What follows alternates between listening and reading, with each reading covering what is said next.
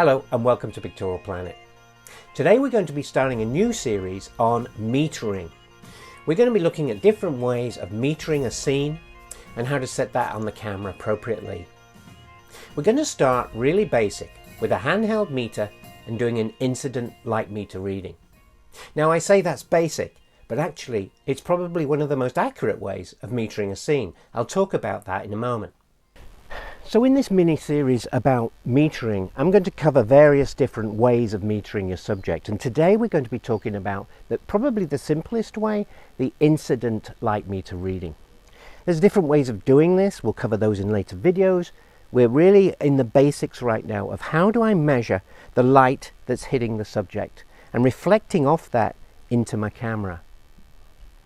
I've set up the scene. Here's my camera. I've focused on this. Here, it's a Christmas ornament in the tree. I'm doing my Christmas card photograph. The sun is shining. It's looking really good. I like the contrast.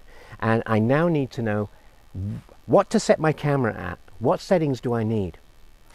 So, incident light meter measures the amount of light that's hitting the subject.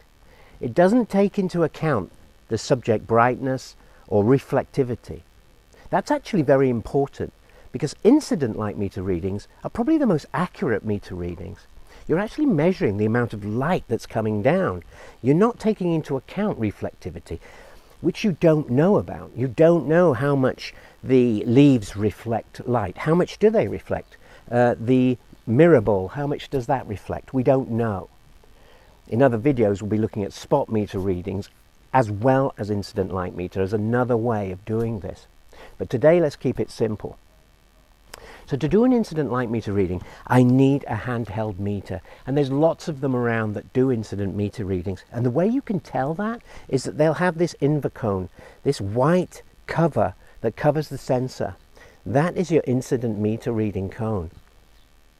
I have my meter all set up here. I have the camera set up and focused, and it's all ready to go.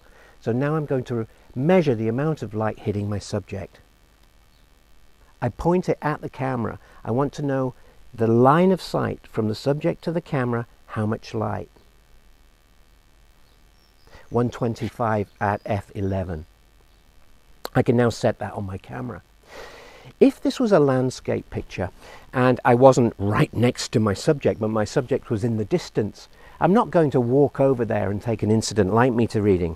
I can just hold the meter up in the same line of sight as the camera has to the subject. Remember, pointing back toward the camera, and take a measurement that way as well.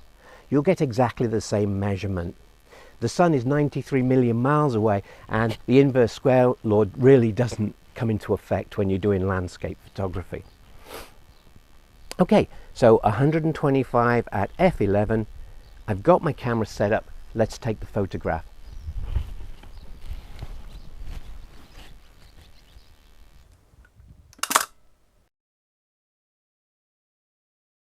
So, one of the basic ways of metering a scene, incident light meter readings.